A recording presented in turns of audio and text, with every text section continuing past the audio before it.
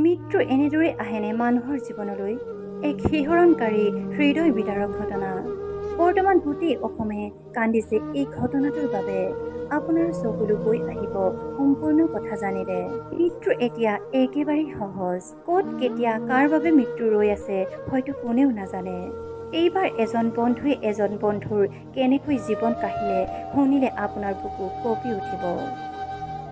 দেখিছিলোঁ তেওঁলোক দুজনে মানে তৰ্কাতৰ্কি কৰি আছিলে আৰু তৰ্কাতৰ্কি কৰি থকাৰ কাৰণে মই সিপিনৰ পৰা আহি পেলাই তেওঁলোকক দেখিলোঁ আৰু দেখাৰ কাৰণে মই ৰখালোঁ কি হ'ল সুধিছোঁ। তাৰপৰা ইয়াৰ অকণমান মানে ইয়াৰ পৰা তেজ অকণমান বিৰিঙি থকা নিচিনাকৈ আছিলে আৰু থাকক মই কি হ'ল সুধিলোঁ, বোলে ঘোচা এটা মাৰিছোঁ কৈছে দেই।